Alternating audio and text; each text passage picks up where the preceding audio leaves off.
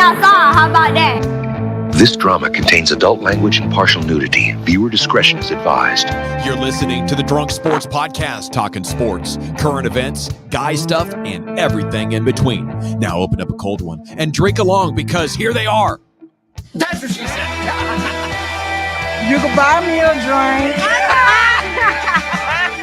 We're all drunk. Hi, welcome to Chili's. Hello, and welcome, drunk dudes and dolls and drunk sports pod turds, to a Monday edition of the Drunk Sports Podcast, live from the DSP Media Podcast Studios in North Dallas. I'm IndyCar Tim, joined by Colby Sapp. Yo! And we've got a very special guest, Colby. What's your name? Hello. A very special guest. What's up, kids? Mr. One and Only Big Red, baby. How are you, Big Red? I'm good, baby. How are you? Absolutely. How are things in the Great White North on this Monday? It's a little chilly, but it's 44 degrees, so too cold to play golf, and I don't know, too warm to snow ski. All right. Would you like to have a weather report for DFW today? Yeah, go ahead, shoot it. Wet. 81 degrees as I was riding my motorcycle to work today. Short sleeves, no jacket, no gloves, no hat, no nothing. Right, pants. Optional. Half. I had half pants on. All right. On the left. I had a pant. Ashless chaps. I had pantless pants on.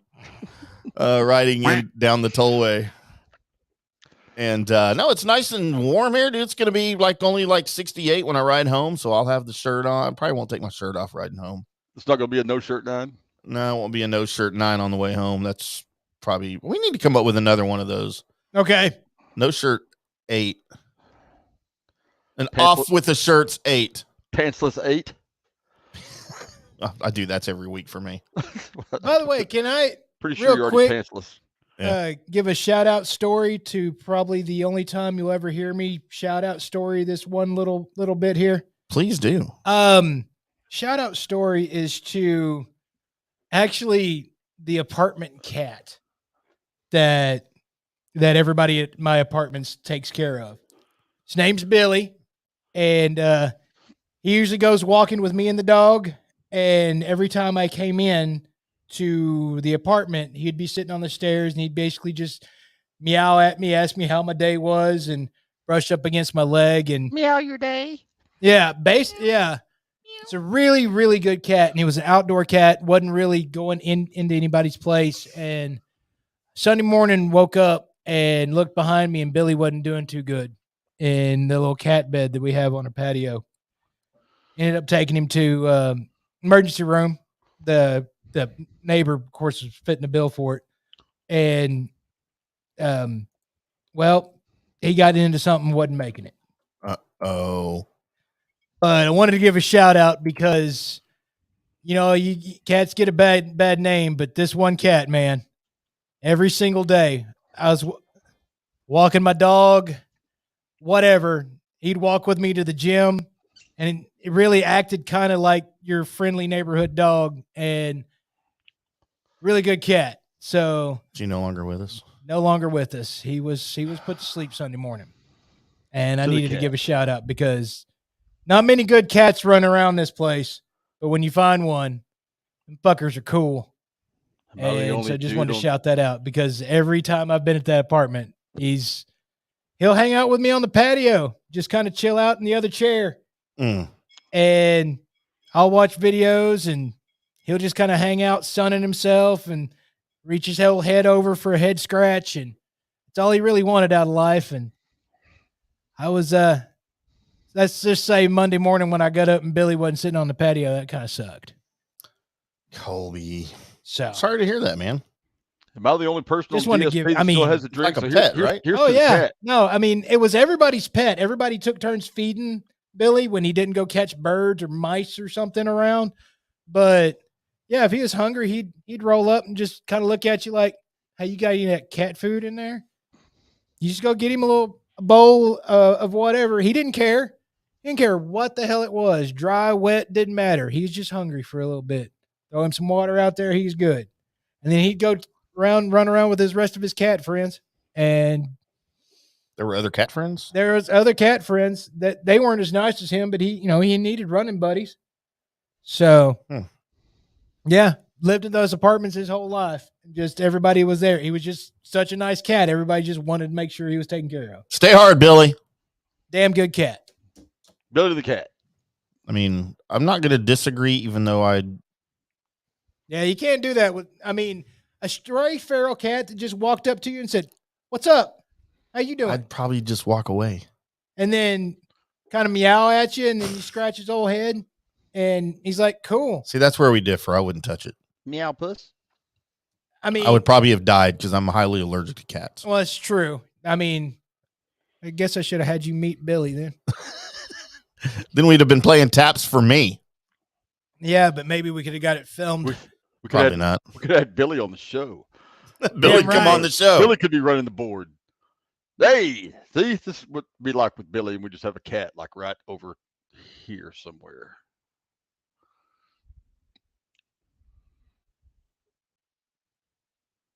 He actually took himself out. Oh, what's happening now? Billy, Technology wins again, folks. Billy came from cat heaven. He said, F you, Tim. ran off the Rainbow Road and said, I can do this shit. Hey, Colby, remind me to get a new mouse. All right. That was the mouse that has the weird button. Wait. Well, So I was that's why we talking need- about Billy that's why the we need cat. a The stereo- mouse that's why we need a died. stereo Wait. cat. When I was talking about Billy the cat, the mouse died. There you go. The computer mouse. I don't care. That was fucking great. It didn't die. I just hit the button on the side that does weird things. Boys, it was a big sports weekend. I guess we should go around the Cowboys. Let's do a little bit of this.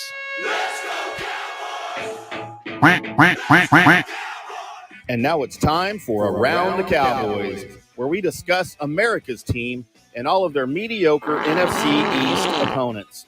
Brought to you by the Drunk Sports Podcast and BetUS. So, boys, The NFC East is such a bunch of badasses. They can't even beat themselves. Everybody wins. you get a W and you get a W. Where was Oprah when this was happening? Participation ribbons at its worst. Handing out touchdowns to the Cowboys in the fourth quarter. So, yeah, Colts, Cowboys. We all picked the Cowboys. We'll get into picks on Wednesday night. We all Right. picked the Cowboys. That was no secret. I I think. lost a lot of ground this weekend. Dude, you suck this week. Would you like to know how many points you have just through 4 games? What, 1, 2, 3, 4? I haven't done Colts and Cowboys. So That was 2. okay, then you have 2 points. No. Oh, Yeah, you have 2 points. yeah. And here's the deal. I lost a couple of those on the hook, What does that mean? the half. The 40.5. There was a 40.5 over and under, and it ended up being 41, and I took the under. Oh, yeah, the Commanders and Giants. You took the over of 40.5, and it was 40. You took the under on Titans Eagles at 44.5, and it was 45. Wow. Yeah. Yeah, so Big Red has 2 points. So, which means that y'all both won those on the hook since you're laughing. I don't know. I win. Yeah, I have no idea. I just was laughing because you. No, I didn't. I had over 2 on. Oh wait, that was Bills. Yeah, I did. Absolutely, I did.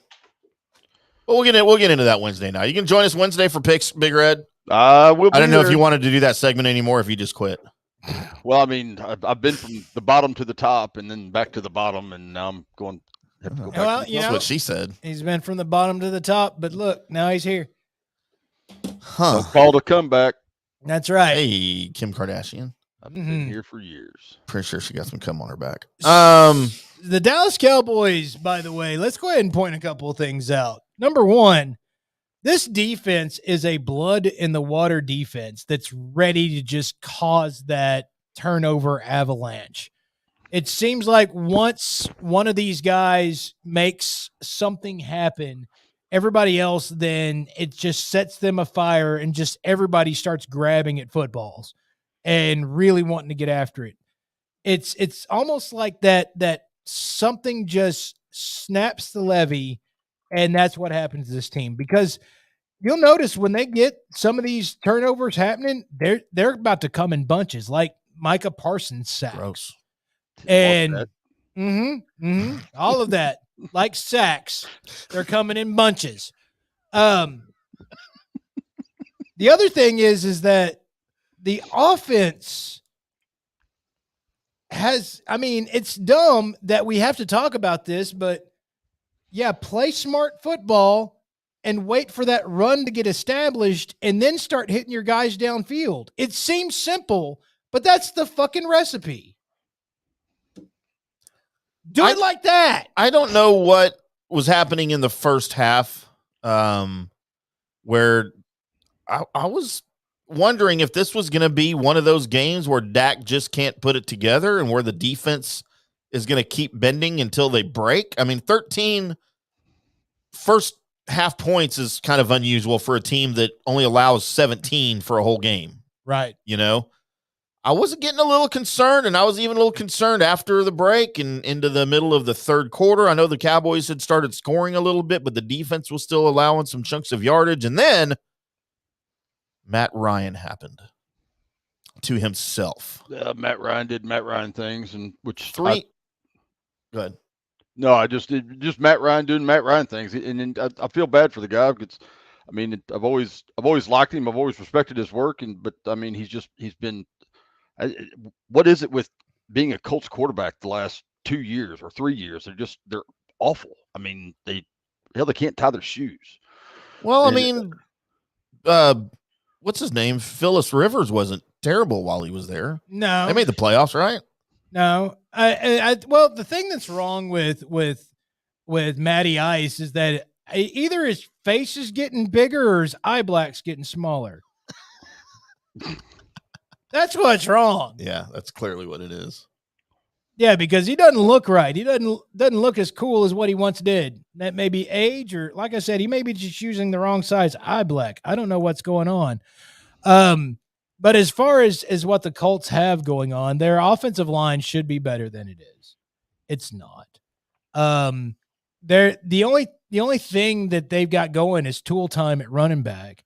And that kid's getting everything that he can by himself. Those aren't holes that are being made by the offensive line. Mm-mm. Everything he's getting is just by his sheer will, determination, and ability. If I were him, if I was Jonathan Taylor Thomas, I would want out of that motherfucker so fast you couldn't get me out of there fast enough. So that their defense is actually pretty good though. But when I was watching this game, the exact thing that was going through my head was at halftime, I was like, that was probably the worst that this Dallas Cowboys team could have played in a half against a team like this. And they're up by like 7 points or whatever the fuck it was. And I was like, that's it. I mean, because they're going to turn it on. It's going to be over with. Third or fourth quarter is going to be amazing, and game's over. I wanted to turn the game off right then, but I also wanted to watch and see, make sure I was right. Yeah, and I'll make the statements that I made to y'all during pre-show when we were talking. At the end of the third quarter, I mean, I was talking to Aaron up at the bar yesterday, and Aaron was working, and I said, you know, I'm just really kind of disappointed with the way this turned out. I mean, it's supposed to be a blowout, and even what else we talked about? Garrett predicted them to win by 40 on NBC, and I just said this should be a whole lot more lopsided than it is. And he turned around as he's walking off to get me another drink and says, the blowout can happen at any point. And it may have been the next offensive play or the next defensive play. The turnover happened, the touchdown happened, and the route was on. The whole blood and water, just like you said, once that happened, they just piled and piled and piled. And I think, I just got a notification the Cowboys just scored again. So I mean, it's hopefully they carry that on. Hopefully the offense can carry that momentum in, and there's still a lot of football to play, and I hope that. I mean, not a lot of football against good teams. I mean, no, they've got nobody coming up except the Eagles. So you're looking at that now. There are a couple of observations that people should be noticing about this one Dallas Cowboys football team. It takes something throughout the game to kind of get them rolling and going. And if it happens in the first quarter that they get rolling and going, oh, sweet Jesus, you're in for a treat as far as a Dallas Cowboys fan. If it doesn't, you can have a whole game where it doesn't happen. And those are and that's your, oh my God, the sky is falling. Like next day on Facebook and Twitter, you can look through and see how many coaches that people have fired. We haven't seen as many of those games as we normally do throughout a Cowboy season. We've only seen a couple with them not really looking like they ever got anything together. I'm starting to have to tell you that maybe, just maybe, that Big Mac worth of a coach that we've got is actually might be smart enough to put some shit together. I don't want to say that yet. I'm saying I'm ready. Yeah. I'm saying, because this is something that looks really good, and your defensive coordinator, of course, the adjustments, but let's go ahead and point out the fact that Colts defense, the way they were running the Cowboys offense, as far as they were going to double up and then put Gilmore on Brown, and they were going to double CD. And once that was noticed, what happened? CD started moving all over the place where that could not happen. Well, and that's something else I was alluding to in that whole fourth quarter. I mean, whenever you hang a 30 burger on somebody in a single quarter, right? That's how fast this offense can put it together. But why does it take them? 45 minutes to figure out what the hell to do? Why does it take an interjection from the defense to get them started? I mean, they should be. If they can do that, then I realize it was against the Colts. It wasn't against the Eagles. It wasn't against the Chiefs or somebody else like that. But why does it take them that long to figure out what to do to get moving? Let me reverse that just a little bit for you. There's something that we've been asking for this Dallas Cowboys team to be able to do. And that is, once you get on their throat, stop that MFer and stay there until they stop moving. Yep. That's what this team does now. So we've been asking for them to do that for how many years? And now that's what we're seeing from this team. So let's get excited about that part of it. The inconsistencies of offense, I was actually going to point to the growth factor of you looking at Kellen Moore and he realizing what the defense was doing and changed his fucking game plan. I don't know how many times this season that's something that's happened, but I can point at least one, and that was the Colts. How much credit are we going to give that to Kellen Moore, or how much are we giving to Mike McCarthy? I don't really care. Being able to adapt is being able to adapt, and if somebody over there is doing it, it's about damn time. Well, but you also got to bring Dan Quinn into that, and I know that maybe it took the defense. I mean, the defense played defense the whole time, but once they started taking the ball weird if away, they played offense some of the time. Once they started taking the ball away, I mean, and they got fired up, then is this whole team based on the emotions of that defense? Because I think the whole team's based on the emotions and the flow of the game. I think once they have momentum behind them, that this juggernaut is really hard to stop. I know that we're not here to talk about the future and everything else, but how scared are the two of you about losing Dan Quinn in the offseason? I'm not worried at all. I'm looking at the playoffs this year. Yeah, I'm enjoying all of it right now. I don't care what happens next year. Does he love this group enough, or does Jerry and the Jones boys just money whip him? They're gonna money whip him and make him. I don't think he goes anywhere. An assistant head coach to where somebody has to just pay out the nose and look at the jobs that are going to be available next year. Okay, clearly. San Diego, LA, the Chargers. New Orleans might be available. The Broncos will be available. Who else? There's rumors about Detroit, but I don't see that happening. No, those are your jobs. Is he going to take any one of those jobs? Dan Campbell's going nowhere. I don't think so either. But I've heard rumblings. That team, I don't know why. and their organization, I think, has finally rallied the team anyway. I don't know about the front office because I mean you know more about that than I do. But that team, it's obvious that team has rallied around him. They believe in him. They have taken the whole. We're going to bite you. You know when he said that we're going to bite you on the kneecap on our way up. I mean they've all taken to that. That's somebody that nobody wants to play them.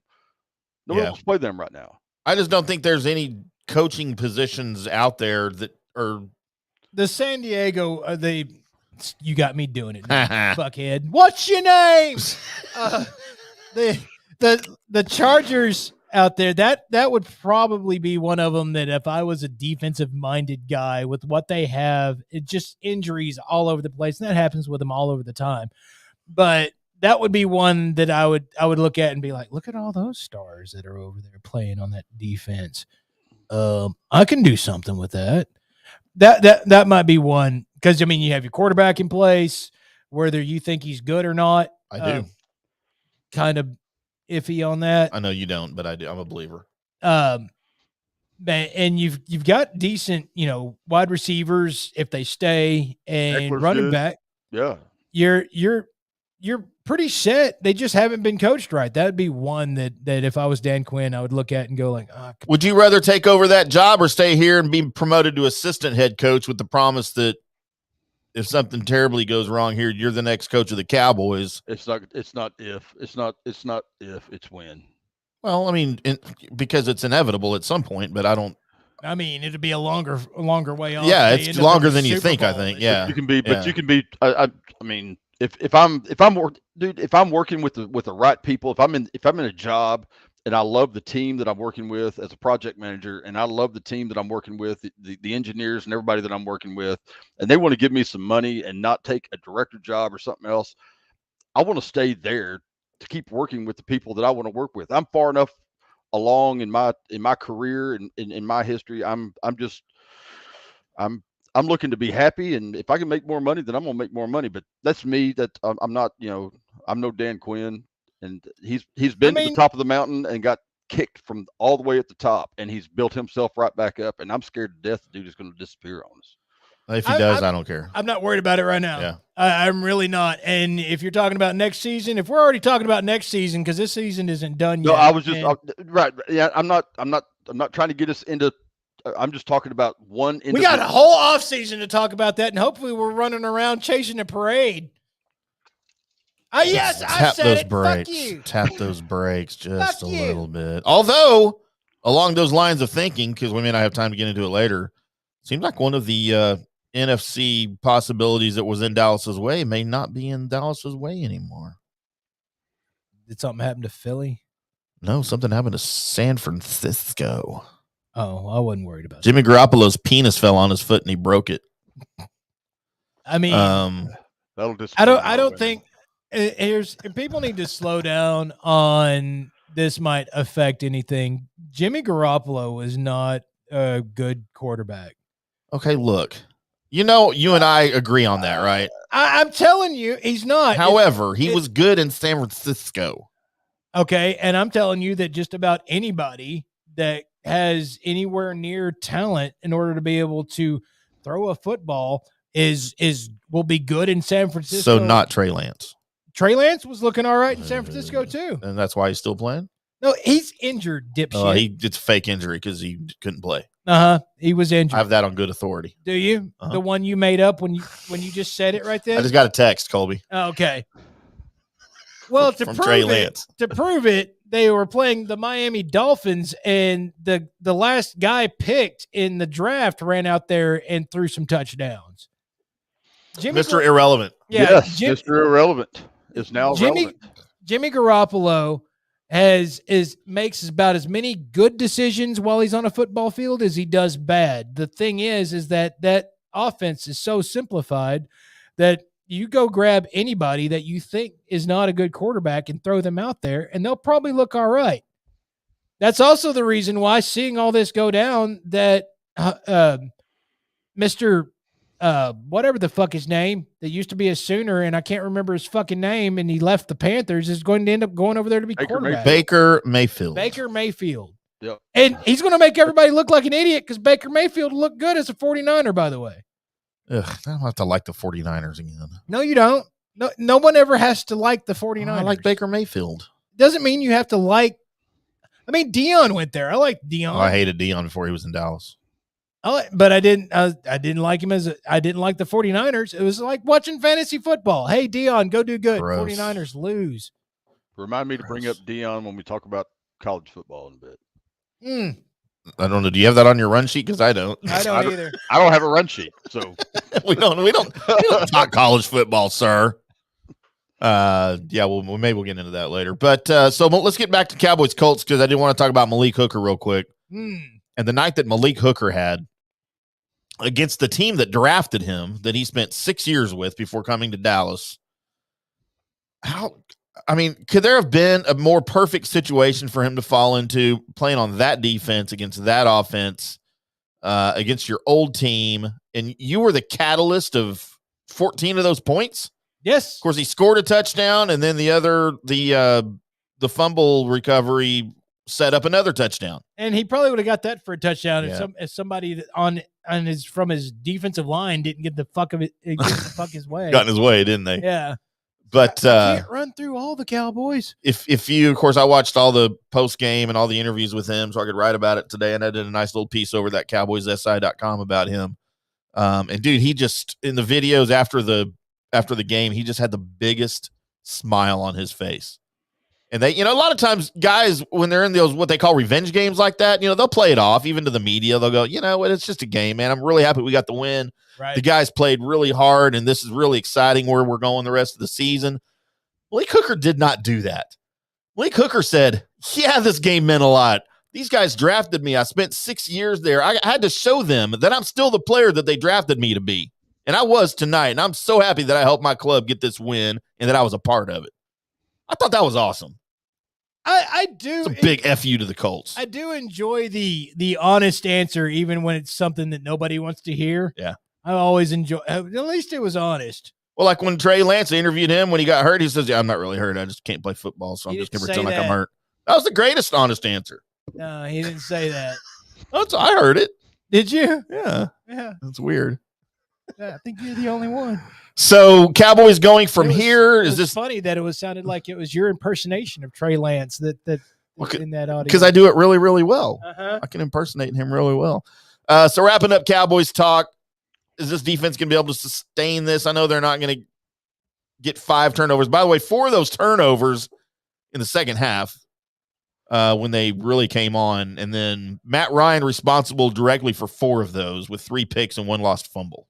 Let me go ahead and point out that only one of those, the fumble that the tight end had, and one of those interceptions looked like it was, you were lucky to be there when that happened. Mm-hmm. It was that tip that, tips and overthrows, you're supposed to catch them.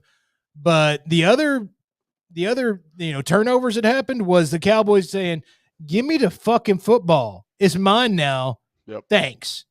Yep. So that kind of stuff right there, that's not just luck based. No. That is you going out and getting the football. The Bland interception where oh my God. Dude, that dude's a stud, man.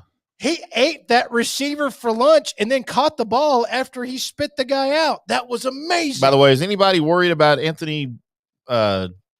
I'm thinking of Anthony Brown. Anthony Brown. I kept wanting to say Anthony Wright. I'm like, no, he doesn't play here. No, he wasn't playing good. I mean, no, that's what I'm saying. Is anybody worried about him being done for the season? I don't think. No. I really don't think Kelvin Joseph can play worse than what Anthony Brown was playing. Oh, he played worse than Anthony Brown last night. I'm about done with Kelvin Joseph. I don't think so. I mean, did he give up a couple of touchdowns on burn routes? He was out of position most of the night. No, this is true. But he didn't give up a bunch of touchdowns. He gave up 1, right? Maybe. I don't know. No, but I'm not worried about Anthony Brown being out. I feel bad for the guy for sure. Yeah, absolutely. Was it Achilles, right? Yeah. Yeah, so he may be done, man, as a cornerback. He might just be done.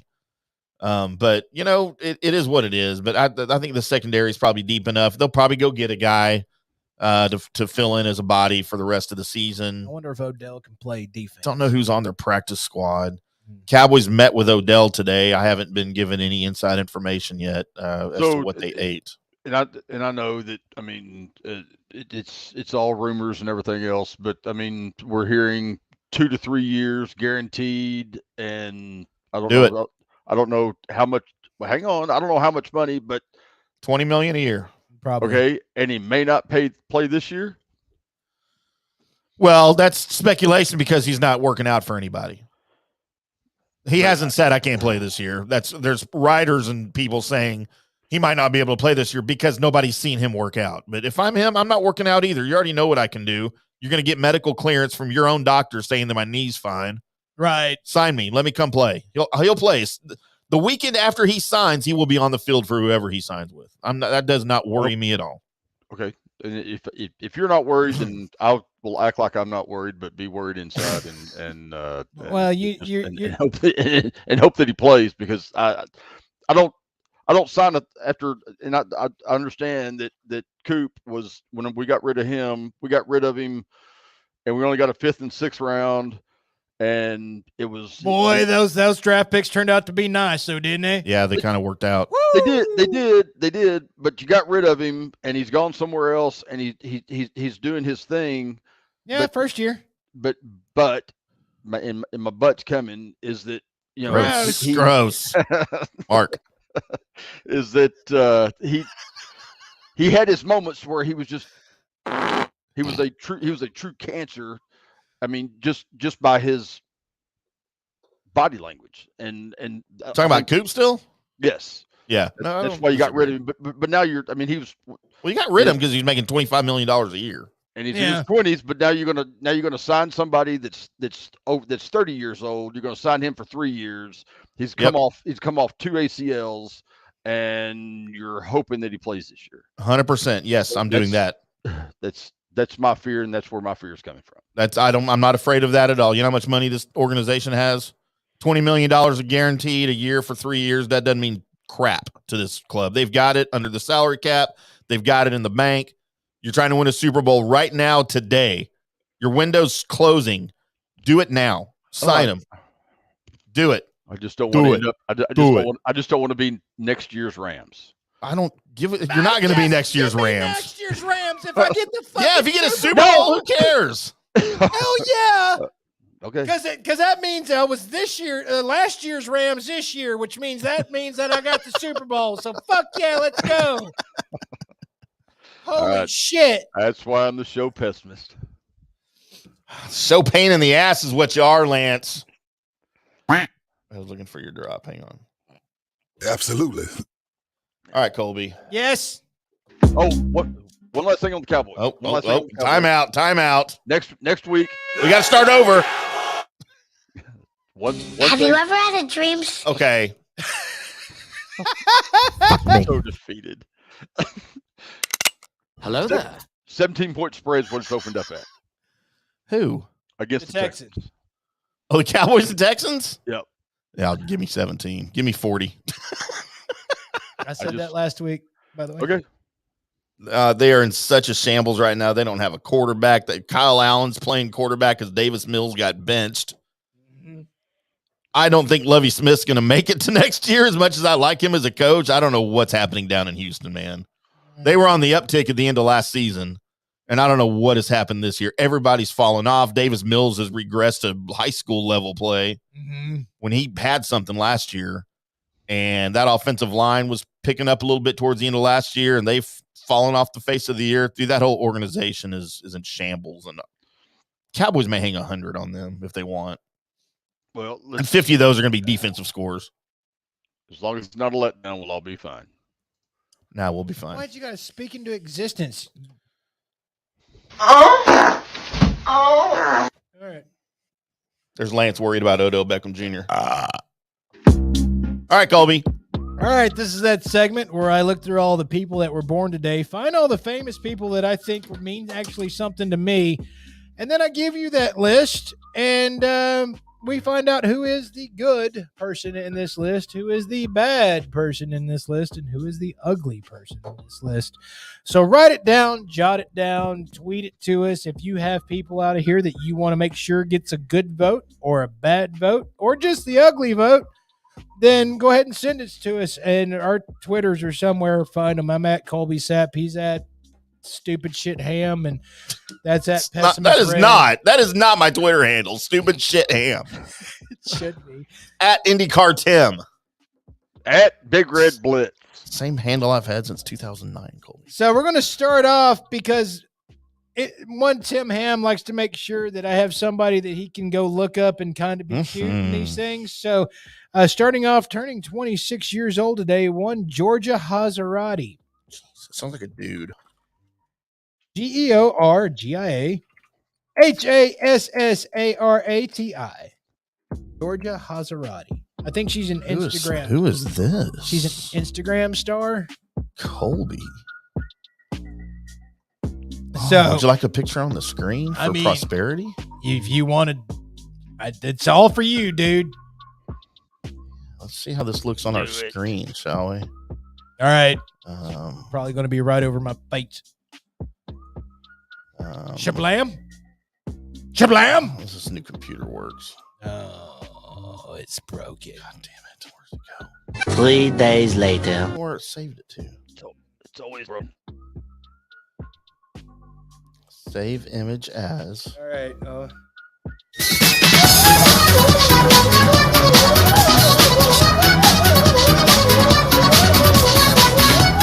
I'm kind of blue screening here. I don't really know what's happening. Okay. Well, while he finds that, oh my God, what the fuck is that? Turning 65 years old today. He used to play for some football teams along with, he was a Redskin. Art Monk. Oh, dude, Cowboy Killer. Was he? Kinda, yeah. I mean, he caught balls. I had girlfriends that did that too. Turning 75 years old today, one Jim Plunkett. Another good. By the way, lost the very first football game ever played at Texas Stadium, as he was the quarterback of the visiting New England Patriots back in 1971. Heisman Trophy, by the way. Turning Jim Plunkett. 57 years old today. The first album was A Boy Named Goo. John Resnick. Sounds like a porn. From the Goo Goo Dolls. His name was Trent Reznor. No, that's 9 Inch Nails. Are they related? They have the same name. No, one's Resnick, the other's Reznor. It's close. It is, but close don't mean related. Unless you're in Arkansas. Turning 40 years old today, one Gabrielle Luna. Before you go looking him up, Tim, I think the name looks really cool. That's Ghost Rider from Agents of S.H.I.E.L.D. I'm not familiar. Christian Yelich turns 30 years old today. Baseball player. Yeah, we all know who Chris Yelich is. You still trying to figure out how to put people on the screen? Do you know how to? I don't know where. Download videos from Facebook. Y'all know how to download video stuff. Oh, Facebook? I just figured it out, Colby. It was set wrong. Yay! I think we got a wheel spin coming up here before too long. Yeah, we should. So why is it doing custom files? I don't know. I'm going to take a 10-hour drive to come down there for a wheel spin. Oh, hello. That's Georgia Hazarati. Georgia Maserati. Hazarati. I can't remember her name, so I wrote Maserati. Damn, Gina. So there you go. That's your cute, famous person By the way, for today. I hate Windows computers. Turning, well, he's not. Change Colby's picture back. He's not. Hey, Colby. Wow, Mark. Sounded a little too excited to see me. I was going to say what age he was turning, but he's not. He's dead. He's not turning any more ages. No, he passed away in 2021. Tiny Dick. I mean, Little Richard. Sorry. Oh, he did die, didn't he? Yeah. Yeah, like 2 years ago, Tim. Catch up with the news. You thought he was still aging. Yeah. I was about to say turning 2020, and I was like, no, you wrote down when they died. Turning 2020 years old. 36 years old today, one Frankie Muniz. Gross. Relax, Frankie. Relax. And that's Malcolm, right? Yeah, that is Malcolm. Who was he in the middle of? Like, I never understood that. The show. family. He was the middle child of the family. That's what it meant? Yes. I never watched it. I don't know. Right. That's a stupid show. Although it did have the hot mom. I always liked her. She was hot. Colby. It was actually kind of a funny show. Colby sidebar. I don't know how Tim and I have been friends for this long. I didn't realize he was this dumb all the time. And the greatness of Bryan Cranston, by the way. Tim does not understand context clues. I do. At all. I do. No, All of them. No, you don't. No, you don't. Because you ask questions about the most obvious shit. And you still ask. Well, in order to recognize context clues, oh my God, what in the hell are they wearing? What? Are they wearing those god-awful helmets again? Who? Oh, Jesus Christ. I'm renouncing all of my Saints fandom right now. Oh, those are cool. Those are terrible. I like those. No, and we had this argument on the Bottom Line show when I was on after they wore them earlier in the year. That's not a terrible look except for the dots that go down the middle of the freaking helmet. What the hell is that? Why are there dots? Why aren't there dots? They don't need dots. It's instead of the stripe. Oh, Jesus Christ.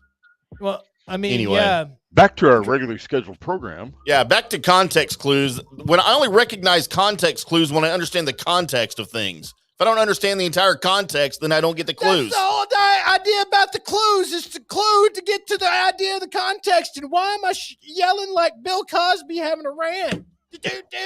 In a room all by yourself. In a room all by myself. With your Jell-O pudding pops. Passed away in 1966. One Walt Disney. Oh, sex, Colby. Yeah, have you ever seen that Mickey Mouse cartoon where he's making cheese with his penis? Mm-hmm. I make cheese with my penis. He's like on the cheese conveyor belt line, bake line, and there's like whole cheese coming through, and then he's turning it. He's turning it into Swiss cheese with his mouse penis. It's an actual Mickey Mouse cartoon. Look it up. We need to have a show where we try to make cheese with our penises. No. Or peni or whatever plural penises is. It's aged from under cheese. It's great. From under scrotum. All right, so that's the end of the list of the good, bad, and the ugly. All right, well, I'll go first. Okay. I'm going to go good, Georgia Maserati. All right. I'm going to have to go follow her on the whatever she's on. Bad, I'm going to go with Art Monk, only because he was a Redskin. Okay. Ugly, Frankie Munoz. What kind of name is Munoz? It's like they misspelled Munoz on his birth certificate and they had to stick with it. Now maybe that's what happened. Also, by the way, a tie for ugly would be Little Richard. Okay. He's pretty ugly. Even when he was alive, he's ugly. Because of the pencil thin mustache? No, he's just ugly. Okay. All right, Lance. All right, so I'm gonna have to go with good Art Monk because he did some really good things while he was playing football and really bad things to the Cowboys. Bad, I'm gonna have to go with Georgia Maserati Hottie because she is bad hot. Jesus. And ugly for my mom and dad who had probably most all of his albums, Little Richard. Because really, yeah, he was really good and he was really ugly. Huh? Gotcha. I'm gonna go, man. You know, Art Monk got a lot of love. There was another guy on here, so my good will be Jim Plunkett. Whoa, what's that? He was good and ugly. He was good. No, I liked him with the Raiders later in his career. When I remember watching him play live, he was with the Raiders. Ugly. My bad. I'm going to go with Walt Disney because he was racist. Was he? Yeah. Wait, how can he be racist? He was. Did you ever notice that every single bad person in a Walt Disney cartoon has a Jewish facial features? Well, he can't help that. No, I mean you go look it up. No, I believe you, but I don't know how that's his fault. I mean, he can't help it if they look Jewish. Okay. And my ugly is, you know what? I'm not going to triple down on ugly. Little Richard because that's just. Are you going to triple down? I said I didn't want to triple down on Little Richard because that just sounds like a sentence that was. Hey, what's the never dude? be What's the dude in the background of that picture taking a picture of? Her Is he taking ass. a picture of her ass right now? Really? Either that or he's just playing something on his phone because he's tired of looking at it. Minesweeper. Yeah, he's playing Minesweeper. You have that on your Nokia? I'm you know what? I'm just give me. You going Little Richard again? Yeah, I'm giving. No, I'm not even gonna say it. I'm gonna say Tiny Dick, but I wasn't gonna say give me and then give me Tiny Dick, Colby. Mark yourself. I always mark myself. I'm still looking at pictures of Georgia Maserati. And that is your good, bad, and the ugly for today. Oh, baby, a triple. Oh. Bye, Georgia. Bye, Georgia. We'll be seeing you later in the show. Trust me. Saved. I mean, if I have anything to do with it. Just go all right, real quick before the break, we got about 5 minutes. Let's do some of this. And now it's time for those drunk sports boys to go around the NFL, breaking down the latest football news with a dash of Daily Drunk. Dash! All right, boys, big NFL weekend. Colby keeps getting better looking every picture you put up there. Oh, sorry. Was that on y'all's screen? I thought that was only on mine. That's good to know for some of these other pictures I have. Never mind. Right. Now we have 4 minutes for Around the NFL because y'all are dicking around. So real quick, let's get into first things first as we had the uncomfortable tie in the NFL. And I was watching this game because I was covering this game. And boys, there's nothing more confusing and infuriating in the NFL to me than a tie. And it was funny because the overtime period was kind of, I don't know, there was a little bit of drama, as the two teams were sort of driving back and forth, and you thought, okay, somebody's going to win this for sure. Right. Was it the Giants that came back and tied it just before the end of regulation? And after the whistle, after the game was over in overtime, they're like they always do. They'll show the coaches walking across the field and the players, sitting on the bench. Both teams looked like they just lost. There was despair on faces of coach. Like they were confused. Like what just happened here? Neither one of us won. I hate ties. That's one of the reasons I hate soccer. One of the plethora of reasons I hate soccer. Okay, is the tie. I don't mind the tie, but I did enjoy when Donovan McNabb first figured out that there actually could have been a How great was that? He didn't know. When he was like, I didn't even know we could do that. God, that's Syracuse education working out for you. That was hilarious. I also enjoy the fact of being able to say, even though the NFC East played each other and nobody lost. Yeah. Nobody lost in this division. Managed to get through an actual rivalry game and nobody lost. But nobody won. Oh, the Cowboys and the Eagles won. Yeah, that's true. And really, that tie just kind of helps the Cowboys even more. Yeah. So, yeah, because we really needed Washington was 7-5, the Giants were 7-4. Right. The whole game, I'm like, okay, well, who's better for the Cowboys to lose? And I was thinking probably the Giants because they need the 5th loss, right? But then I don't want the Redskins, the Washington Commanders to have that 8th win. Well, a tie solves everything, I guess, in the standings for the NFC East, but it's still infuriating. I can't stand it.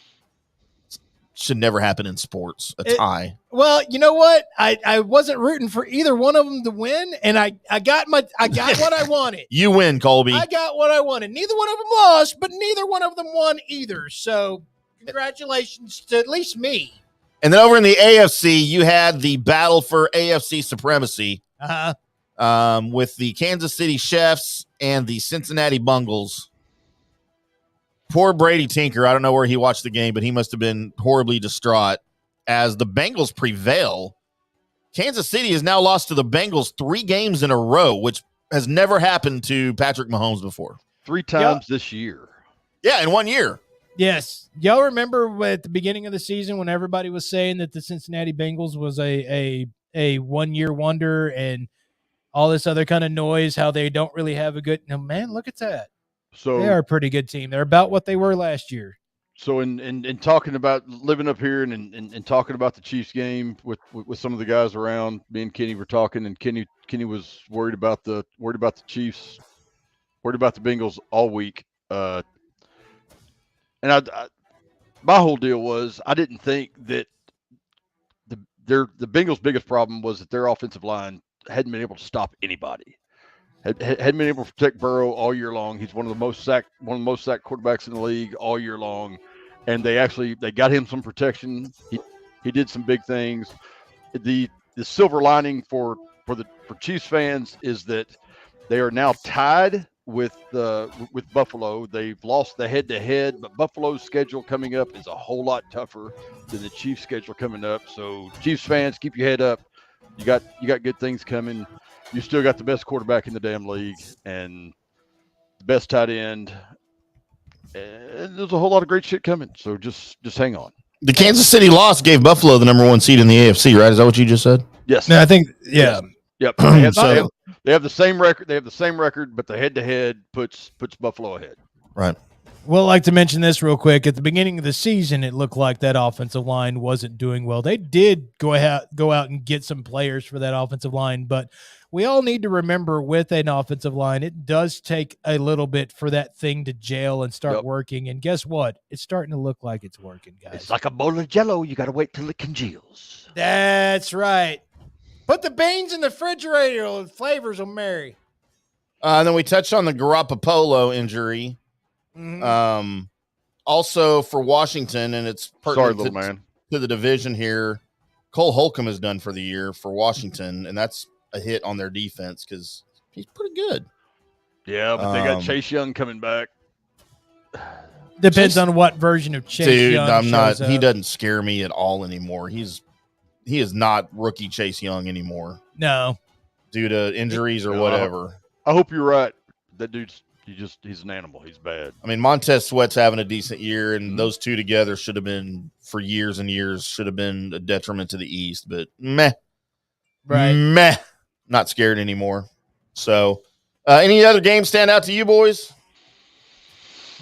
Nothing I can think of. Go Cowboys. Of course, Philadelphia's rolling again.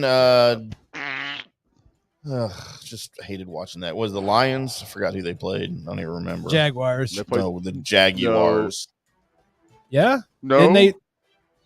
Wait, was Philly, that last? Who did Philly play?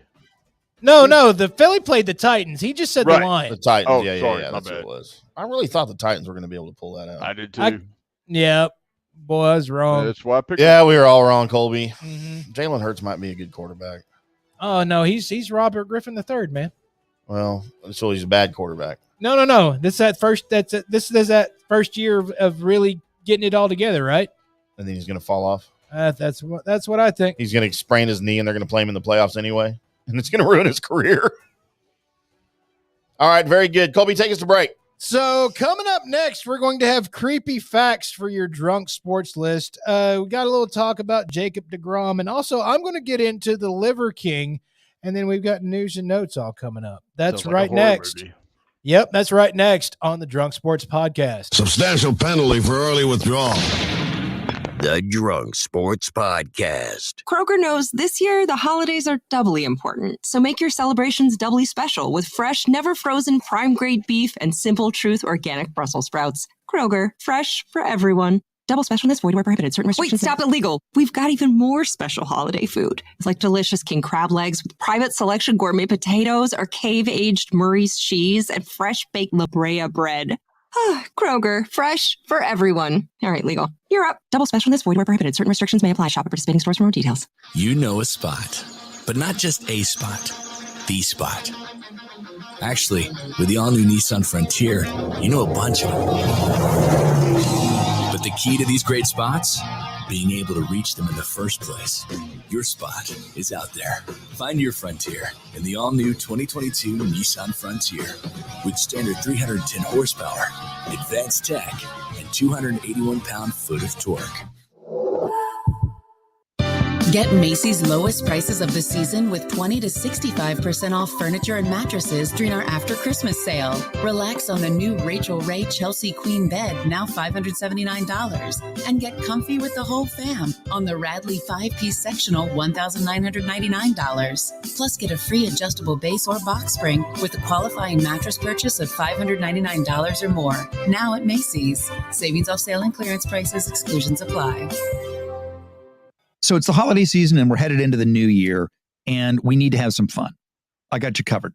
Best Fiends is the perfect pick-me-up when you need a break from the holiday action or you want to just have some fun. With Best Fiends, you get unique gameplay. Best Fiends has it all. It's an amazing storyline, collectible fiends, and tons of puzzles. It's quite possibly the best puzzle game out there. No Wi-Fi, no problem. You play Best Fiends wherever and whenever you want with the offline mode. So if your holiday travels take you off the beaten path, you can still play Best Fiends. It's always challenging. The game is literally thousands of levels with more added all the time. So there's always a fresh challenge waiting for you when you need a mental pick-me-up. And I am all for games that you can play online and offline, because you can take them anywhere. You can download Best Fiends free today at the App Store or Google Play. That's Best Fiends. It's basically friends without the R. Best Fiends. Attention business owners. Frontier Fiber for Business has 30 times faster upload speeds than cable. Wow, that could make my day-to-day 30 times smoother. Yep. Give me 30 times fewer headaches due to slow, spotty internet. Definitely. And leave me 30 times freer to crush the competition. Crush away, friend. Do what cable can't with 30 times faster upload speeds. Get our 300 meg fiber internet for just $49.99 per month. Now with over $800 in free benefits like a digital phone line and device security. Visit fiberopticbusiness.com for complete offer details. Limited time offer. Services subject to availability and all applicable terms and conditions. Shop Mattress Firm's year-end sale and put an end to junk sleep. Save up to $500 when you get a king bed for the price of a queen or queen for a twin. Plus, get a free adjustable base with qualifying Sealy purchase up to a $499 value. Or shop top-selling brands and get up to 50% off select mattresses, like Sealy twin mattresses starting at $224.99 or Serta twin mattresses at $349.99. And shop with confidence thanks to our low price guarantee. Only at Mattress Firm. Restrictions apply. See store for details.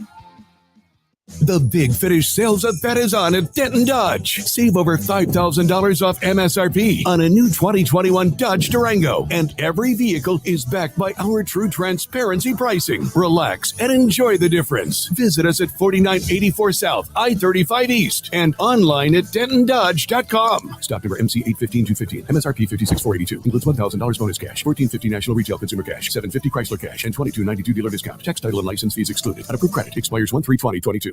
Nerds! Dreaming of a change of pace? Let NerdWallet help you compare your way from here to there. Compare investing accounts to expand your portfolio and your horizons. Then, use NerdWallet to compare mortgage rates for a home with peace and quiet built in. Compare your way there. Find the smartest financial products for you on NerdWallet. NerdWallet Compare Inc. NMLS 1617539. NerdWallet is not an investment advisor nor an investment broker. Information is for educational purposes only. With bills to pay and debt piling up, it's easy to feel overwhelmed. Personal loans through NetCredit can provide funding up to $10,000 to help you get back on track financially if eligible. Our secure application process allows you to customize the terms that work for you and your budget. So check your eligibility today without affecting your credit score and help get your finances back on track. NetCredit, a more personal loan. All NetCredit loans and lines of credit are offered by a member of the NetCredit family of companies or one of our lending partners. Visit netcredit.com/partners for more information. Care has the power to bring kindness where it's needed. It brings out the best in every one of us. It doesn't just see people. It takes time to understand them. It puts the needs of others ahead of its own. And when you start with care, you end up with a very different kind of bank. Truist. Truist Bank, member FDIC. Cover Story, a new investigative podcast by New York Magazine that's got a lot of people on edge. What is the number one rule? We would all go, don't your clients. It's a gnarly personal look at the underground psychedelic therapy world and its boundary problems. all my clients try to have sex with me during these sessions. And I was like, I don't think I'm going to try to have sex with you. And he's like, yeah, you will. Cover Story, Season 1, Power Trip. Check it out on Apple Podcasts or wherever you listen. If you're watching football with your friends, you need two things, a TV and some Tostitos. End of list. No get-togethers official until some Tostitos, the official chip and dip of the NFL, get served.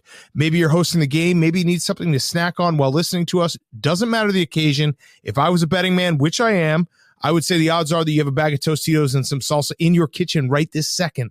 Plus, they've got a flavor for everyone. Hint of lime for folks who love a bit of zest.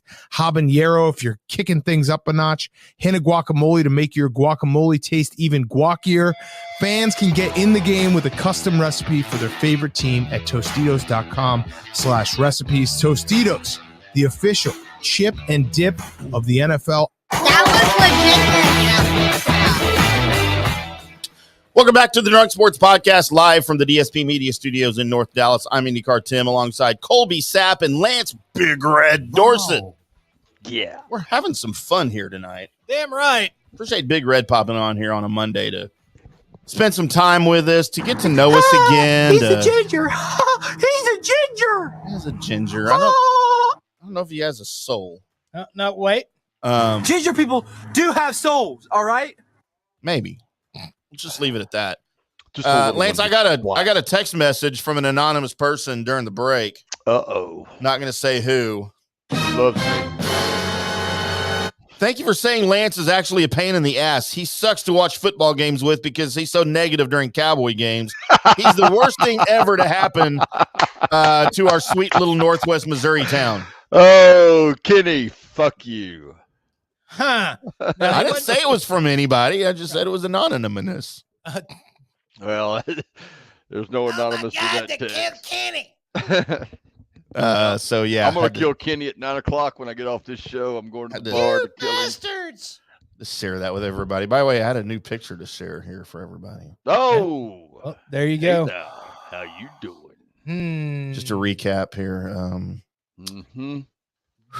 Georgia Hazarati. Tim, you've had worse. Maserati, I've had much worse than that. Have you ever had a dream that Kill me, that you want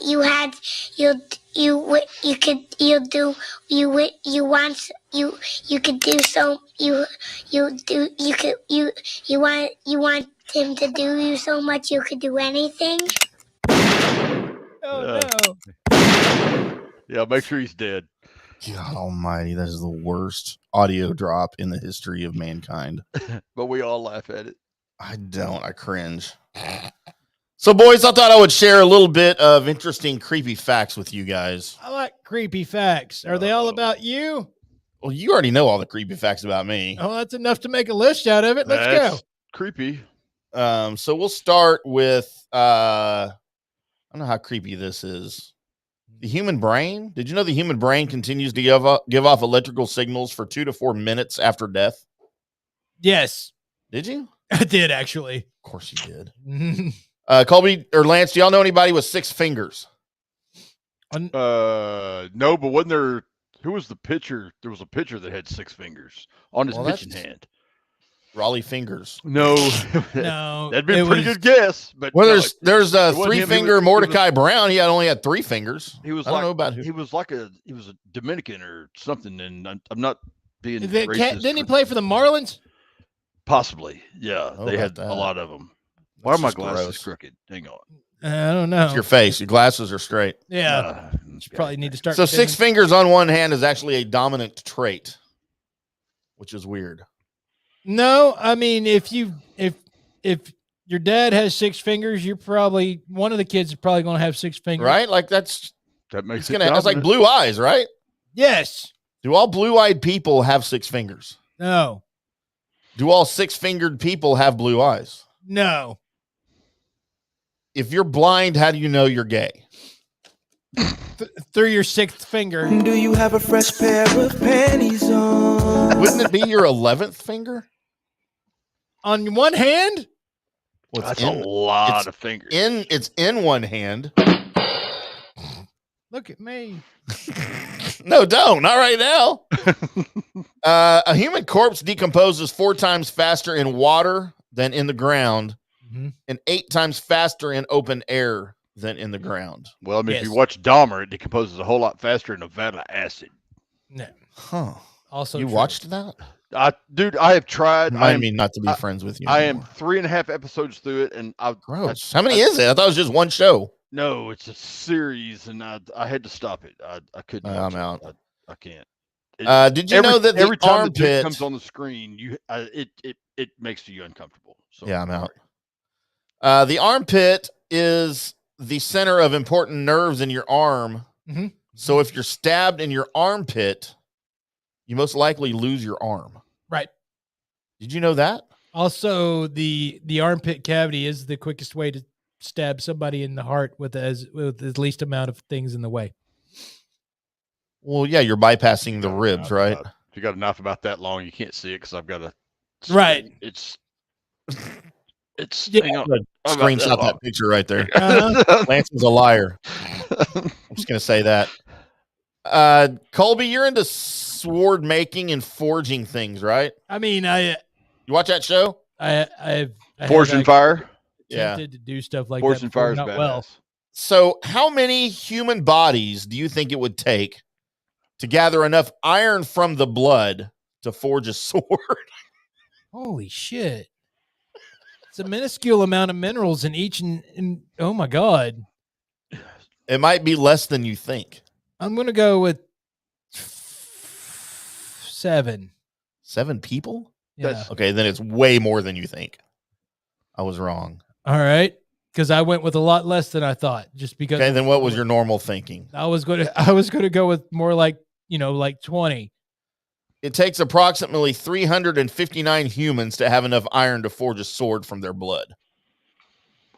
So I thought you were going to say like 5,000 after you said there's such a minuscule amount. My number would have been big. It'd have been over 1,000 for sure. I need more people to eat more minerals. Should I guess. we test that theory? Sure. Does anybody know Magneto to go ahead and bring him over to pull the iron out of our bodies?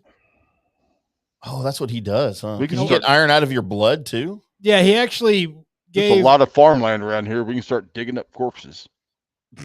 I think it was the second X-Men movie. Yeah, he did that to a guard to get out. Mystique, I mean, you would die, right? Mystique, yeah, because he pulled it out of his whole body. But his anus. Mystique fed him a bunch of iron. So, yeah, there you go. When CNN first signed on the air in 1980, they recorded a band playing a hymn that the band was meant to play at the end of the world. Oh. It was hidden from the public for 35 years.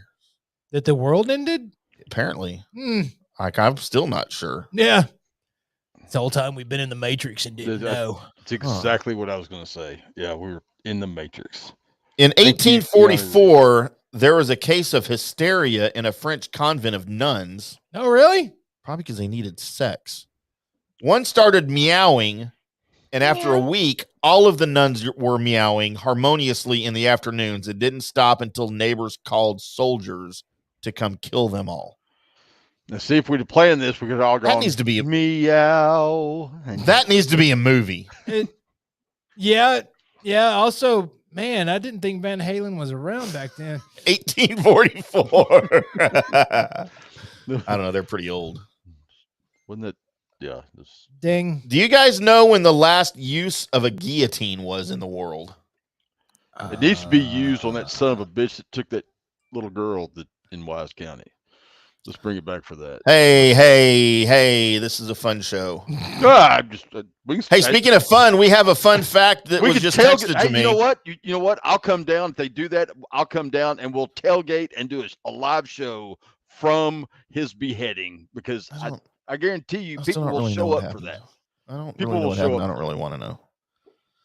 We have a fun fact that was just anonymously texted to me. It says, fun fact, it takes 12 lance penises to equal 1 foot. Shut up, Kenny. But so real quick, when was the last time the guillotine was used before we traveled down political lane? 1977, the same year Star Wars came out. Also, No shit. Same year I was born. In France. Of course, the ones that invented it, right? Right. Hey, here you go, Lance. Yeah. Did you know that serial killer Ted Bundy used to work for a suicide hotline? I think I remember that from the show. You know what? Can believe it. I believe it. Yeah. He was a smart dude, right? He was like, didn't he represent himself in court and everything? And like, I just remember that from when it actually happened. Facebook users need to allow themselves to have their name shown to StreamYard because we got a Facebook user that says, "Hola, Big Red," and I have no idea who I'm saying hello to. Hello, user. Hola, Facebook user with no face. The invisible man. Did you know that thousands of people die around the world every year due to bad handwriting? Because of directions? By their doctor? Oh. Always like, oh. What was that noise? I gotta mark that noise. That was great. No, take a screenshot of his face right now because that's pretty priceless. Man, I'm just imagining somebody getting some kind of medicine. Maybe that's why I'm as fucked up as I am. All the drugs that I've had, nobody's They're been able supposed to to have read the a doctor's handwriting. They're supposed to have like a abnormally high dose in order to keep them alive, and instead of getting like 70 milligrams, they get 10. You get 7 or 700. I took my medicine. I swear, God. Why are you up here? It's gonna be me one day. Well, you didn't take your medicine. I didn't. Still not, because I'm out again. Did you guys know that chainsaws were originally invented to kill people? For childbirth? What? I'm pretty sure that's what we used for That's Lawrence an for C-section. awful big tool to use for an episiotomy, sir. Wow. Too deep. I was thinking it was the other kind of childbirth. Man, can you imagine the actual scarring of everybody? Not only her, but everybody that has to go through that when dude strikes up the motor and is like going in after. Man, imagine the spray. God, I hope you got some plastic on the walls. I'm just hoping you weren't thinking about going back in there once it healed. Huh. Put an extra stitch in there for daddy. Ribbed for his pleasure. What? You know when you feel like you've gone too far with a joke? No, I don't. What does that feel like? I feel like that right about now. What does that feel like? I wouldn't know. Feeding a human body to pigs will cause them to eat everything except the teeth. Yes. Yes. Deadwood. Also, snatch. What? Oh, You're just saying random words We are now, aren't not you? talking about snatch right now. No, that was the last article, the last story. Is that? Snatch the movie. Oh, no, I never saw. Was that the one about wine? No, it's the one about the diamond. What do I know about diamonds? I don't know what that is. You've never seen Snatch? Never heard of. I mean, I've seen a movie called Snatch, but it wasn't probably what you're describing. Oh, now that's got it. That's the next thing you got to watch. We're not talking about porn. Is that not porn? No, it's got like Brad Pitt and Jason Statham and Bullet Tooth Tony. And why do they call him a bullet dodger? Because he dodges bullets, Avi. Come on. Oh, now we're going to talk British. Snatch. When your organs are taken out of your body for abdominal surgery, they don't get placed back in carefully or specifically. They just get crammed in where they fit, and the body sorts itself out. It's a smart body right there. Yeah, did not realize that. Did you even think about that?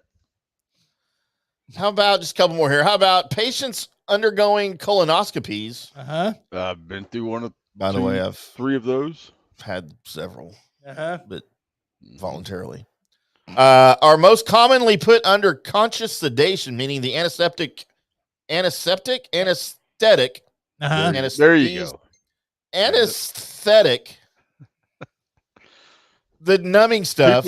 People at the bar right now are screaming at the TV, telling you how to say anesthetic. Septic tank. Doesn't actually numb pain or even send you unconscious. They just impair your ability to form memories.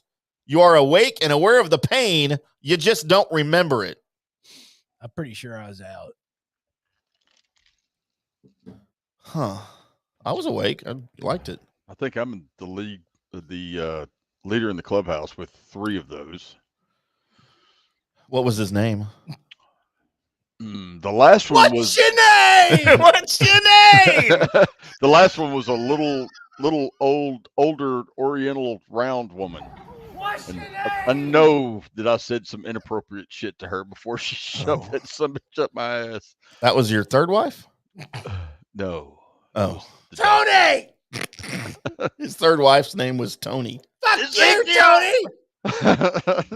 Do you guys know what Cotard Delusion is? By the way, I call that band name. No, I do not know, and I'm scared to. Cotard Delusion is a oh god, should be named something else. Is a rare psychiatric condition, severe cases of which cause the sufferer to wholeheartedly believe they are dead, putrefying, or simply do not exist. Some Cotard's patients refuse to eat as they do not believe they need to, with one notable patient dying of starvation. Another woman once asked to be taken to a morgue to be with the other dead people. So they're like zombies. I call that band name, by the way. That would be awesome. And all you do is zombie rock. Weren't we going to do that in a band? At some point. Zombie rock. Mm-hmm. When a person is electrocuted in the electric chair, they feel absolutely everything. They're fully aware of their bodies being fried as it happens in real time. One inmate who survived the first round of an electrocution attempt said it tasted like cold peanut butter. Huh. If you I could be left out. Yeah, no, you have to. I was waiting for it. You know what? Perfect I don't timing know what on all the guy 3 of them, did. too. I waited for the perfect moment to do it. That survived his own electrocution. But I feel like once it's over with and you survived, you shouldn't have to go through it again. Right? You should be set free. Yeah. You served your punishment. Yeah, you got that was electrocuted. that was my punishment. You were supposed to kill me with that. It didn't. You failed. I win. I get to go home. It's your fault. Let's go play Parcheesi. That's right. You guys are aware of the Edmund Fitzgerald. The wreck of the Edmund Fitzgerald. Right? Colby, you're aware of this, right? Jeb Brown's. You don't know what the Edmund Fitzgerald is? Probably, but Jeb's not favorite song. Oh, it's one of my favorite songs too. Reiner and I used to bond over it every October on the anniversary. So Colby, the Edmund Fitzgerald is a very famous tanker ship that sunk in the Great Lakes back in the late 70s. Okay. And Gordon Lightfoot made it famous with a song called The Wreck of the Edmund Fitzgerald. Uh-huh. I guarantee you've heard it. I'll have to play it here in a minute. Probably not, but No, I'm going probably to. 'Cause so. it's freaking awesome. I mean, you don't have to. The bodies of the sailors who died on the Edmund Fitzgerald are still down there, almost perfectly preserved due to the water at that depth just being barely above freezing. Sweet. Divers who have explored the wreckage have seen their bodies frozen in place to parts of the ship and have come back reporting that they feel as if they were being followed and watched during their time underwater. Photos have been taken, but at the request of the crew's families, they've never been released to the public. You know what? Maybe once we figure out how to bring people back, once we're bringing all the frozen people back, somebody can go try it on them. I believe 27 people died on the Edmund Fitzgerald. Well, you know what? 27 people back to life. It's a great story. It's a great song. It's one of those crazy. Mine had a happier ending. Crazy Great Lake happenings, because those Great Lakes are almost more dangerous than the open ocean because of the weather surrounding them. You guys have heard the story of the Pied Piper, clearly, right? We've all heard that as kids. Yes. The children's story of the Pied Piper of Hamelin was possibly based on a real event. One of the earliest written records is that of a town's chronicle of an event from 1384 that states it has been 100 years since all of our children disappeared. Yes. No one actually knows who took the children, but there are records of the town's children all disappearing. Following the guy with the whistle. All right, 2 more. And then we'll get on to something that has some importance, if in fact there is anything. Been waiting on a good one. Important than what's going on right now. There is a rare genetic disease called fatal familial insomnia. Call that band name too. where over the course of months, you cannot go to or be put to sleep no matter what you do. The symptoms get progressively worse until finally you stay awake, watching yourself go insane until you die from exhaustion.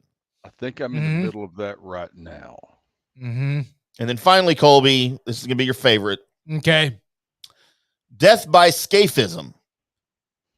Scaphism, the worst method of execution I've ever heard of, as the word comes from the Greek for hollowed out. Oh, ow. The victim is trapped between two boats, fed and covered with milk and honey, which attracts all kinds of insects and vermin that fester and devour you over the course of days. You know what? I'm pretty sure that whoever got into that situation did something so awful that they deserved it. I mean, they like cheating on your taxes, right? Yeah, that's probably it. Yeah.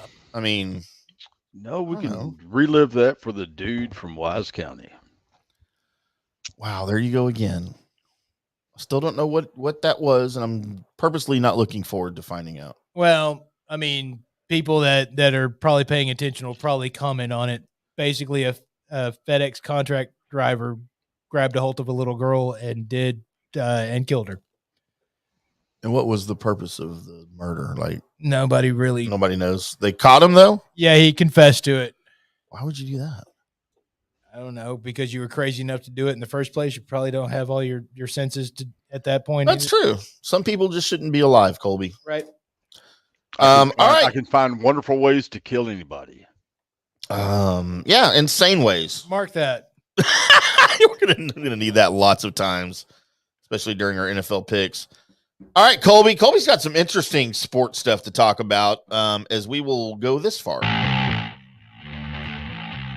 Internets.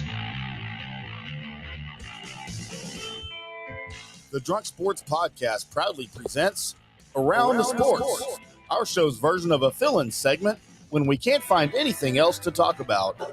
We might talk NBA, NHL, or even Major League Baseball, but we'll never, ever talk soccer or women's professional basketball. Nope. Take it away, boys. Never. All right, so real quick, we'll get this out of the way before we get into the fun stuff. As, of course, the Rangers locally here in Texas, you folks up there in Kansas City don't give a crap. Right. Jacob deGrom, Colby, is a Texas Ranger. 5 years, $185 million. All right, so you realize how many games we're going to get out of him? All of them. Yeah. We're going to get probably 20, 30 starts out of him over 5 years. No, insane. Do you watch baseball? Yeah, I do. There's 162 games. I understand that in a season. He's always hurt. No, dude, he's been fine. That's the old Jacob deGrom. He was fine last year. Now he's the bionic fucking man. No, he's just a really good pitcher. The number one free agent out on the market. Pitching wise, he was the second total free agent on the market behind Judge. I think the Rangers scored here. I think they got a big score. Yes. It's a win for this franchise, for the new leadership group. It is a win for the franchise because for the first time ever, instead of trading for somebody, you actually had a pitcher that's a known name that other teams kind of wanted that ended up coming here. And because of that, no matter what else is around it, because of that, that is a step up in a victory for the Texas Rangers. What else happens to this is great. I 100% agree with that. I 100% agree with that. This is the first known free agent of any worth besides Seager that we got last year that I have been anywhere excited about. But I just hope that we get the money that we're putting into him as far as plays back. But yeah, for somebody of that kind of stature to come back, to come and want to go to Arlington, Texas to play baseball for the Rangers, that's great news. It's awesome news. It's awesome news. You can't start out all the thoughts that we've ever wanted, anybody to show up. Finally, with the Texas Rangers, you get somebody to show up, sign the paper, and actually, as far as a pitcher, we've seen the hitters want to come to this ballpark. We've seen that before, but an actual number one pitcher, whether you think he's a number one or not, he's definitely a number one on this squad right now to show up and be like, yep, I'm ready to go. Let's go Rangers. That's big because that never happens to Texas. Huge. No, That's huge. you're right. Yep. And I have been told by our show buddy Arnie Lidke in Phoenix. F Arnie. He's getting married in April, and I'm going to Hope the it wedding. doesn't last. And Hope it lasts 3 weeks. So his fiance is a big Mets fan. Wait, I thought he was married. Didn't I meet his wife? His girlfriend for a long time. They are now they are now engaged and getting married in April. And wait, how long were they boyfriend girlfriend before all this happened? That's a side note to the story. I'd like for it to be completed at some long point. time, but okay, that's a red flag. She needs to move on. Arnie has told me that I need to show up to the wedding, when I get off the plane in a Rangers deGrom jersey, that he will pay me an exorbitant amount of money just to piss Anna off. Sounds like a good idea. Sounds like a winner. She needs to move on. And we're wearing Dumb and Dumber suits for the wedding. That sounds appropriate for him. All right, Colby, we got some big time news. We do. From Conor McGregor.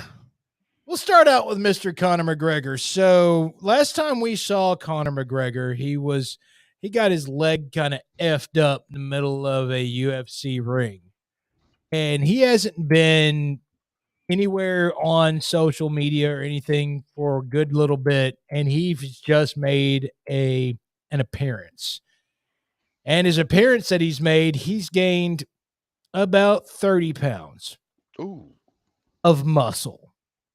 Of sheer nothing but grade A muscle. Can't find a picture of him. He is huge. So I was trying to look. What's he going to do? Fight light heavyweight now?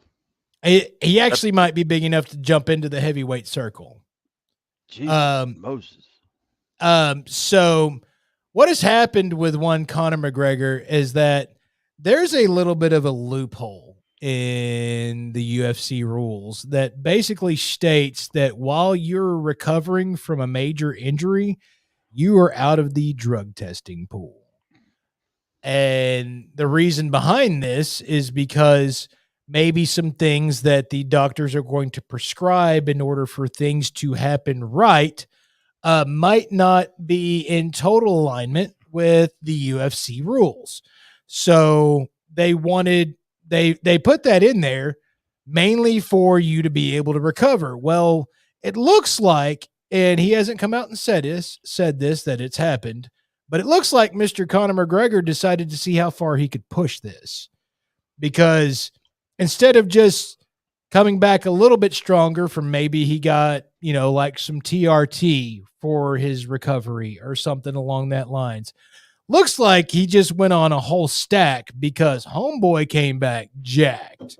So I want to see what happens with him now because, Conor McGregor's skill levels kind of diminished a little bit, and it does take ring time in order to be able to bring that back up. How old is Conor McGregor now? I don't know. I don't have that in front of me. He's not a spring chicken, that's for sure. But a lot of times what separates your big guys from your little guys is your big guys are just stronger, but they might not have the same skill base. 34. So if you add what he has in skill base, and now if he's able to wield the power that he has with his newfound muscular physique, this might actually be something worth, at least as Jeff Kavanaugh would say, keeping a wonk eye on. So I do believe that he did take advantage of not being tested, and he decided this is just going to do it. And if he succeeds at this, watch out if you see any other major injuries happen to, talented or just famous people that have built up in UFC, and they want to make a comeback through this, because stepping away, getting as jacked and ripped as possible, and then coming back and being like, by the way, now I'm clean. But man, that'll give you a good boost for a little bit. Now his system will catch up the longer he stays having to, pee in a cup. His system will catch up, and he'll have to do, his post-cycle therapy and such like that, and that will slow some of that down and start to turn some of that extra body weight south unless he keeps his cardio up. But he could probably fit in a couple of matches before that actually takes place, and I'm interested to see what happens when the Hulk form of Conor McGregor shows up in a UFC fight. And if he's near as good as he was when he came into the UFC, he will get a title fight within a couple of fights. Wasn't that extra bulk and extra weight? That's going to slow him down, though. He's not going to be nearly the fighter he was, But right? he hasn't fought in what, Colby, 2 years? Right. Well, here's the other his cardio cycle. I mean, he's been working on that cardio this entire time. I'm sure. I mean, if he's got any kind of trainers around him, the trainers are pushing him on his cardio so that he can go. They're already training for a 5-round fight. They're not training for 3-round fights. They know that they're going to go to where they want to go. They're training for 25 minutes of fighting, and they're already on that cardio cycle. The other thing that you got to remember, Tim, is that he hasn't put on any body fat with this. This is straight muscle. So it's not like me. Yeah, it's not like it's going to make him, terribly slower. It is going to make him slower, but it's not going to be the same as just I'm carrying extra weight with the same amount of muscle that's trying to move it around. So Hey, Tim, it's not going to be as egregious as what you would think on a normal put on that much weight. Tim, I'm fixing to send you a picture, and you can put that up. Jubin, just a buddy here in town, just sent me this picture, and it's a side by side of him before and after. Well, send it to one of my emails. Don't text it to me. Okay. So while they're finding that, I do have something else that I want to get into that's kind of been a little bit burning me up, and it's the Liver King. Those that don't know the Liver King, go ahead and look him up on Instagram or what have you. He's one of your fitness influencers that's out there.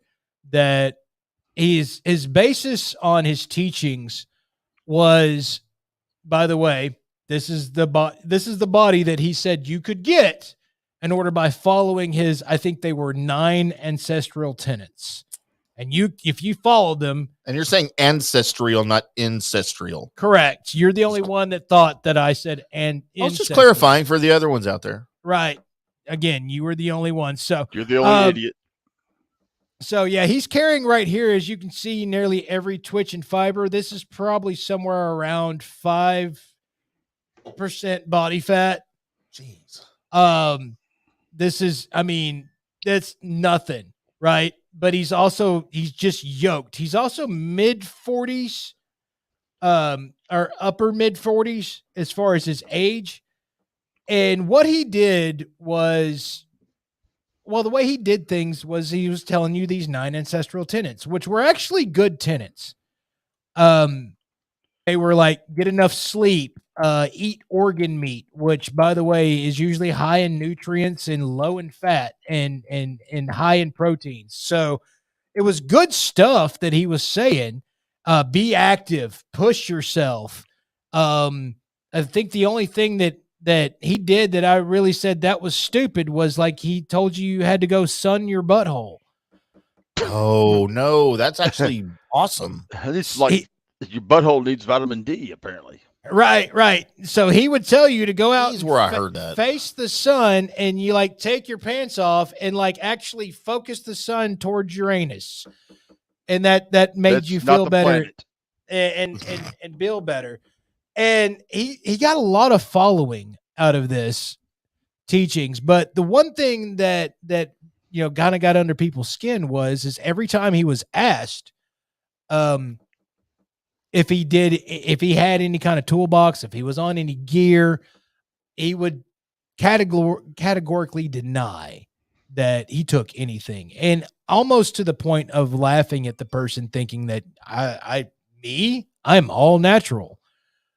Until Derek from moreplatesmoredates.com ran across some emails that found his stack order that he was putting in for which was like growth hormone and Winstrol and some other stuff, ended up being about $12,000 worth of juice. That was about a month's supply for this guy. Holy shit. And so if you haven't seen his "I'm sorry, I've been caught" video, he actually starts trying to turn it towards, but he's doing it for the children, the boys that they don't look right or they don't feel like they do. They get depressed and they commit suicide. And he was trying to give them an alternate way. Which is kind of, it's not, you can't call total bullshit on it because he was telling it from a personal story. But if he would have admitted right off the top, now look, I do juice, right? But you can get close to where I'm at by doing what I'm doing. That would have been fine. He wouldn't have been as popular as he was, but that would have been fine. Is the stuff that he's doing illegal? No, not just really. Frowned upon, maybe. As far as like the actual runs and walks 10 to 12 miles on a rest day. Yes. Yeah, no, that's all stuff. Here's the thing. A lot of that stuff, I'm not doubting that he does that. The ability to recover and keep doing the activities that he's doing, to be able to stack what he's doing on and keep his body fat at a low percentage and still be building muscle and burning through everything that he's burning through. It does take a little extra help once you get to a certain age. It does. And if you're ever going to get like what he looks like, you're going to be on some things, because you're talking about a 1% to 0.1% of people out there that genetically allows them to do what he's doing, and then look how he's looking. There are some people out there that would astound you that you're like, I can't believe they're not on anything. And then there's people out there that you're like, man, they don't look like they are on anything. But that's how in order for them to get to that level, people are different from side to side. I hate the fact that some of his teachings that he has is now getting slapped down because of what he did. Because it was all good stuff. Right. Get enough sleep, eat right, be active. You're going to look better as a human being and feel better about yourself if you follow a lot of what he said. You don't have to buy his nutrition bar or his whatever, but the things he was promoting was actually good. What was bad is that he was putting the level of what you think you should reach by doing those out there. And you know what? At some point, I'll show everybody. I work hard at what I've got and what I've been able to do. But man, you get on a bulk cycle, some of your abs are going away. You got to do that to actually gain muscle. You get on a cut cycle and you're going to lose some of your muscle. That's just how it works. And you fight through it all. And unless you want to go to Facebook and just buy every SARM, peptide, and whatever else out there, you can get there. But what people don't tell everybody is that once you get there with this shit, they haven't perfected it where you don't end up paying a ticket down the road for what you did. Whether it's going to affect your heart, or whether it's going to affect your liver, or whether it's going to affect how you're feeling, your hormone levels, everything can be affected by these things. And people are just like unaware and again, able to buy this shit. And here's one more guy telling you how not to have to use that shit, and come to find out he's on it. And that sucks. It also sucks for all the people that actually thought he was a natural dude. Mm-hmm. I mean, as soon as I saw him, I was like, those shoulders are fucking too big. You're on something for your shoulders to look like goddamn Death Stars on your shoulders. Okay. No man can reach there. There's not a shoulder exercise out there in weight that you can reach there in a few years naturally. That's just fuck you. Here's our Conor McGregor picture that Lance sent to me. Yeah. Yeah. That's crazy. The legs. Look at the quads on. I mean, they were already huge, but look at them now. They're the same size as both his arms put together. So Why is he doing this? Just to fight in a different class? He's had a lot of time and got a lot of yoked, man. Dude, he's on some shit, right? Yeah, he's on absolutely. And the thing that he can do is, while he's the size he is, he can fight at the upper weight class, get a title, and as his body degenerates, because it will, because he can't stay on the stuff that he's on. He can drop in weight, drop in the weight classes, and fight for titles. He can have damn near every freaking title in the UFC. If his body can hold up. That's the one thing. Yeah, I mean, he may have recovered, but there's not many fighters that have come back from a snap leg. And he had one. So we'll see what happens with that. But yeah, at least that leg doesn't look like Tiger Woods' leg. So it's true. It's true. Actually, I didn't see Tiger Woods. Oh, it's nasty. You don't want to see it. Yeah, You'll never wear shorts on the golf course again. Gross. All right, Colby, you ready? Sure am. Thank you, Tim. Thank you, Lance. Thank you for making us sound good. News and Notes is where I search the World Wide Web for the weird. Internets. And by God, I found it. Let's go to TikTok. Let's also go to the Grand Canyon. Katie Sigmund, who had 6.9 TikTok followers, has been charged with 3 misdemeanors for How the did she have only 6.9? She had 6.9 TikTok followers? Million followers. 6.9 million followers on the old TikTok. I mean, only 6.9. That's my TikTok. That's how many I have. So, by the way, you guys out there listening, go check out the DSP Media Podcast Network TikTok page. It's really awesome. Damn right. So she's been hit with a $285 fine for hitting a golf ball into the Grand Canyon. Did you know that there was a fine to hit a golf ball into the Grand Canyon? No, yes, because it's bad for the animals. That was the first thing I was going to do when I went there. It's bad for the animals. Bad for the animals. I mean, I'm sure if enough people caught on to that trend that eventually in years and years and years and years after that, we won't have a Grand Canyon anymore because it's just full of golf balls. That's a lot of golf balls. But man, just go smack a golf ball. No, Let's try it. Let's try it. That's it. I mean, that would be pretty neat. How about a show trip to the Grand Canyon and see who can hit one live on the air to the other side live on the air? Oh, I'd hit it. I'd nail it. I got some yard. I got your old G5 driver, man. I can nail it. So yeah. So Christ, I didn't know that something still existed.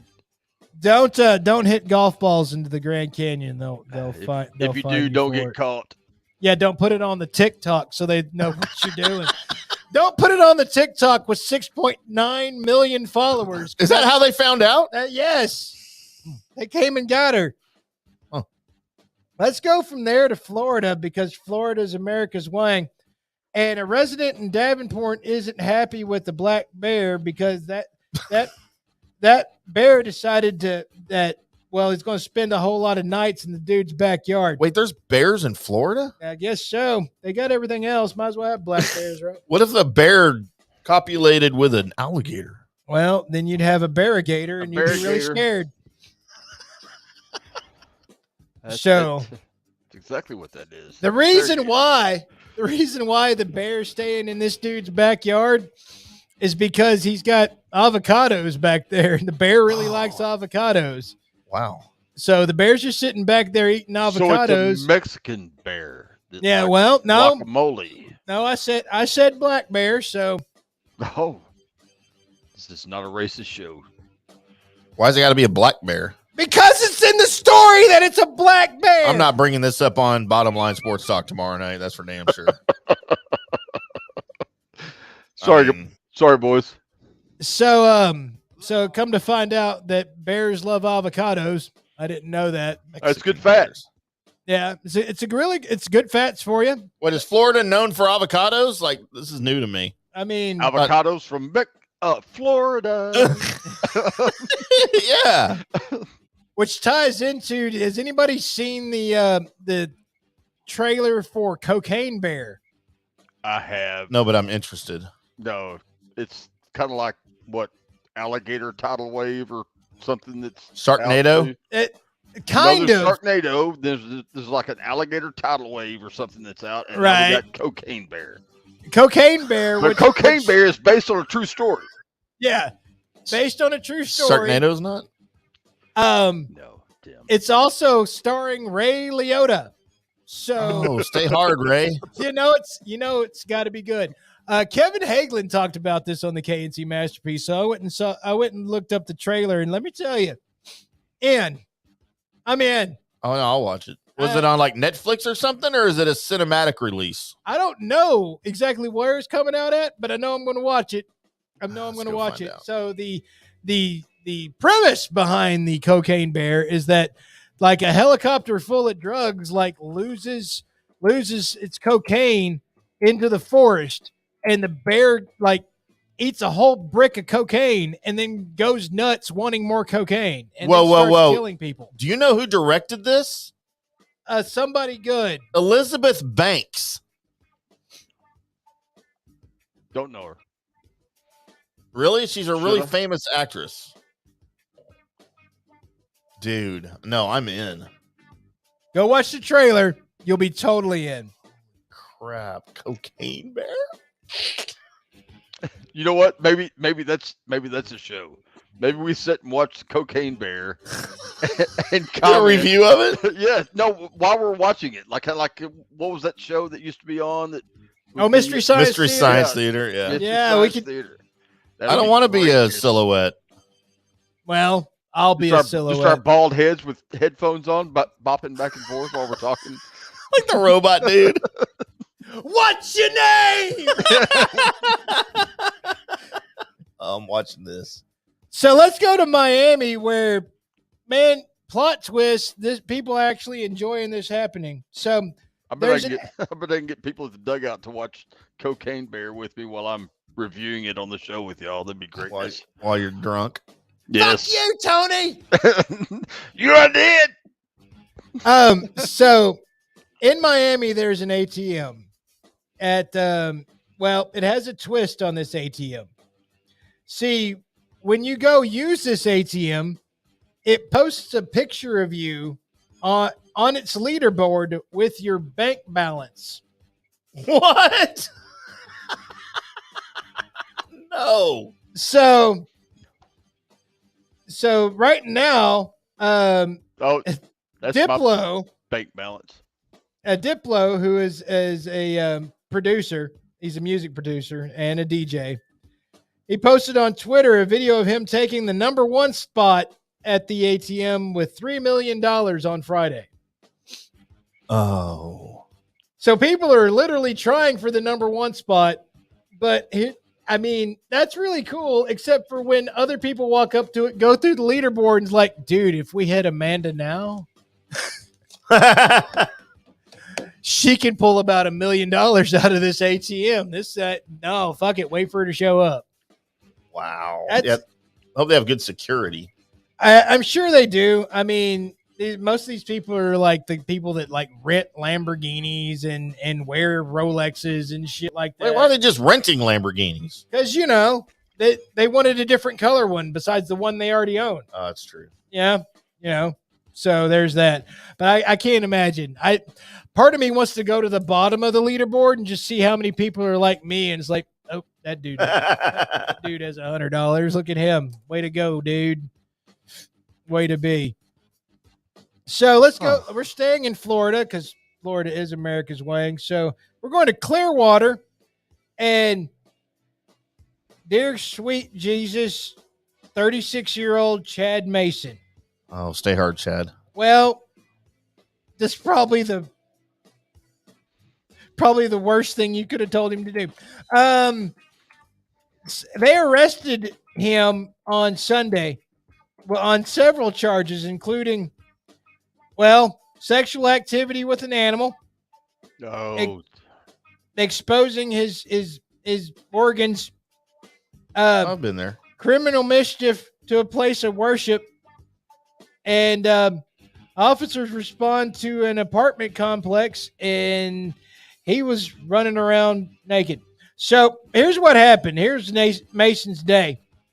There was a birthday party happening in an apartment complex near a church. And there was